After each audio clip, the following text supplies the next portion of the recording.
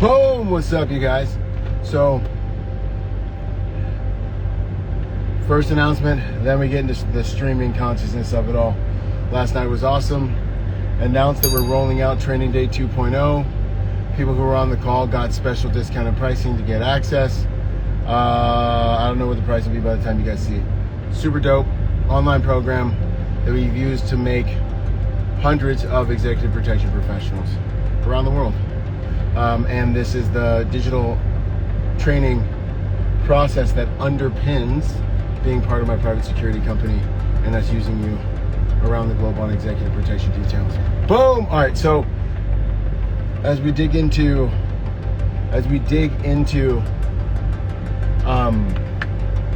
today, you know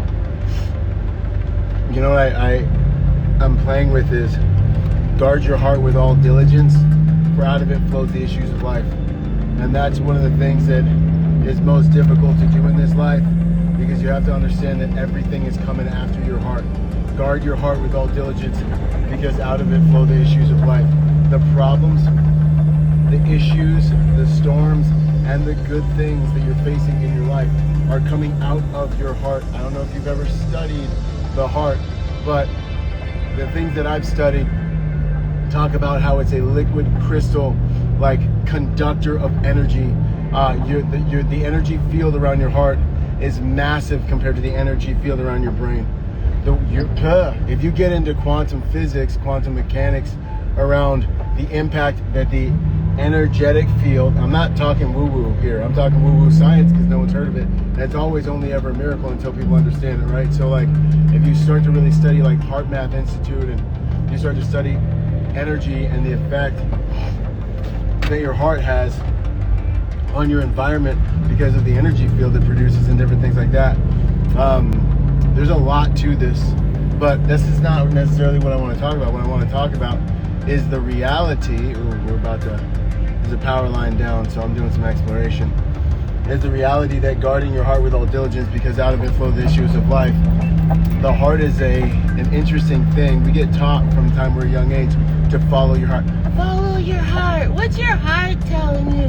The Bible talks about how the heart is a restless evil. It's deceitful in all its ways. Who can understand it, right? And this really gets into understanding your soul, right? The heart of a man, the mind, the will, the emotions, the intellect, and these different aspects of who and what you truly, really are, the aspects of you that are getting saved. But in life, you're going to go through trauma, and it's going to impact your heart. And you need to understand how to clean out your heart, how to heal your heart, so you don't make the mistake that 90% of people make. It's nice to have a savage vehicle. Make the mistake that nice people make, and that's letting your heart become wounded. Because when your heart becomes wounded, then your ego will take over to protect your heart. You'll make vows, super dangerous. You'll make vows like, and tell me if this sounds familiar, I'm never gonna let this happen again. This will never happen to me again, right? You start making vows, and these vows are things that you have to carry out, and usually to the tune of much bloodshed, because it cements the trauma response deep in your psychology and your physiology. So the next time someone touches that spot or does anything that even looks like it may be reminiscent of that trauma, you have a pre-dialed in, typed up, predetermined trauma response, which is just like, boom, don't touch me there, right? So while that might feel good because it's a protection strategy designed to keep you from allowing the same types of traumas to happen repeatedly over the course of your life, what inevitably happens as your environment and your relationships change as you go through the kaleidoscope of life is that same trauma response always becomes maladaptive. So while you're at home being aggressive and loud and yelling at your parents may have been a protection strategy, or it may have been a tool that you can use to leverage and get what you want and dominate that environment and gain significance and get them to leave you alone or whatever. Once you go into your relationship presenting that way or dealing with the stress or similar triggers that your partner and spouse may have, dealing with it in that way is going to do nothing but absolutely destroy your life. and run off pretty much any and everyone who tries to love you until you deal with those trauma responses. The reason those trauma responses get into you so deep is because it gets into your heart. Out of the heart flow the issues of life. I'm not talking about the physical heart, I'm talking about the heart of a man, the base of a man, the soul of a man. And so as you go through life, you're inevitably going to experience trauma and betrayal and mistreatment and all these different things, but you've got to remember, it's not the water outside of the boat, and I didn't say this first, but it's not the water outside of the boat that sinks the boat, it's the water that gets inside the boat. And so the goal starts to become understanding how to build a healthy heart, right? Making sure that the trauma doesn't change your name, right? Making sure that the trauma doesn't dictate who you are, who you ultimately become, doesn't dictate the way that you love people, doesn't dictate the way that you look into people's eyes, doesn't create a lens so you only see through the eyes of your trauma. You know, we're big on this. Veterans, we're big on this. You know what I'm saying? And so, if you can guard your heart, if you can create and maintain and till the ground like a gardener, pull the weeds up out of your heart. You know, if you can experience pain, give it to God. Know that He is your vindicator. He is your healer. He is Him who gives you peace that passes all understanding. You know, He is your umpire. Like when you start to learn how to process things with God, you can process a lot of things, you know, through the intellect and man-made like tactics and principles and psychology. You can process things, but there's a level, because you're a three-part being, spirit, soul, and body, there's a point when you need spiritual intervention and you need spiritual healing.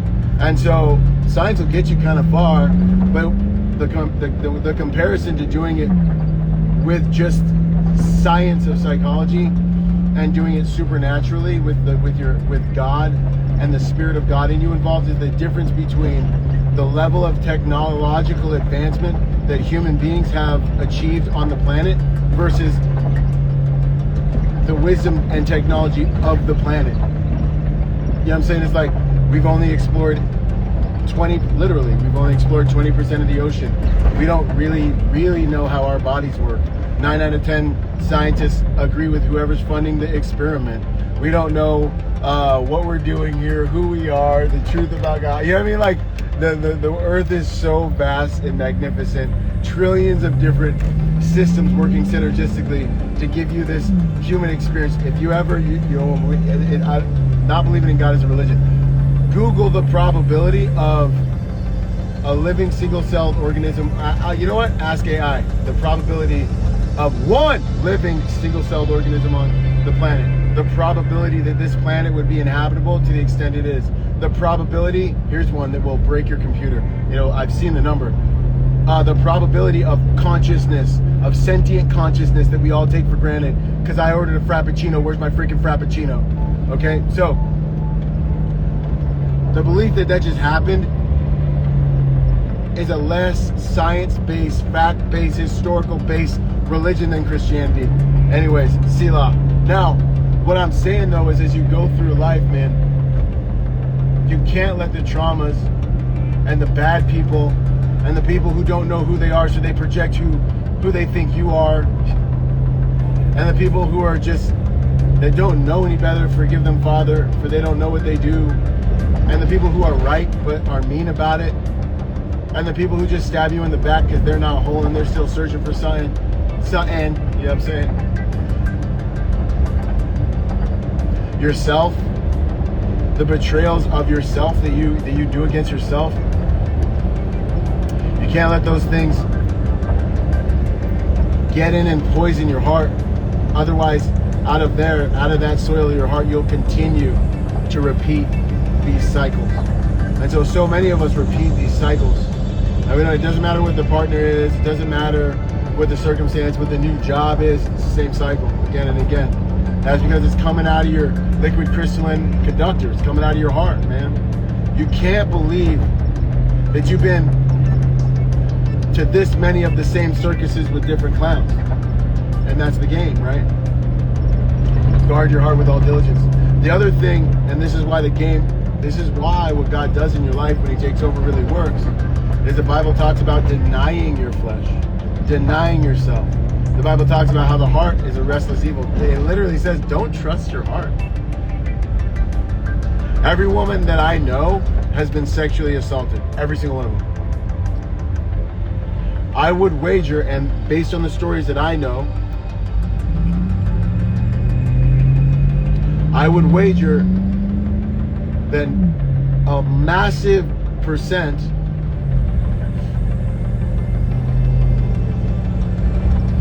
of those things that happen to them from men have super negatively impacted their hearts. But part of the protective mechanism for women is men, whether it's in the physical, and it's the reality that men are on the other side of 911, so you can order up some violence when you need it to protect you, or the reality that much of that type of pain comes out of the rebellion of not listening to the men in your life.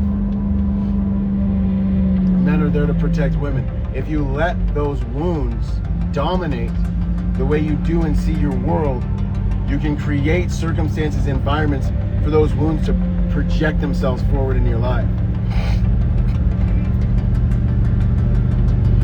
Most of the time, we experience massive pain in our life, similar to that as well, and similar to me making bad business deals, me joining with bad business partners. So much of the time, me letting people stay in my company that are toxic. So much of the time, it's because I'm listening and following my heart, because but I love him. I thought he was a safe guy to hang out with and be alone with. Yo, this is my boy from the Marine Corps. We're gonna start a business. It's almost always heart-centric mistakes that cause us to experience the biggest traumas and pains of our lives. It's almost always your heart causing you to trust the wrong person. And the thing about people is this, homie. Everything good and bad that comes in and out of your life is going to come from a person. God's going to send people in your life to bless you. Satan's going to send people in your life to curse you and to cause you the most pain you've ever experienced in your life. And so when you're trying to navigate that just with your heart, without the Spirit of God in you and discernment, you're bound to make mistakes, and you're bound to get broken, you're bound to get banged up. And I think women are especially vulnerable with this one. He seemed like a nice guy, but he's a wolf in sheep's clothing, right? And us men also fall prey to it. And when you start to live as a son of God and you start to focus on the Father, he talks about living from your spirit. Walk by the Spirit so you do not gratify the lust of the flesh. And he will heal your heart. Come to me, ye who are burdened and heavy laden, and I will give you rest.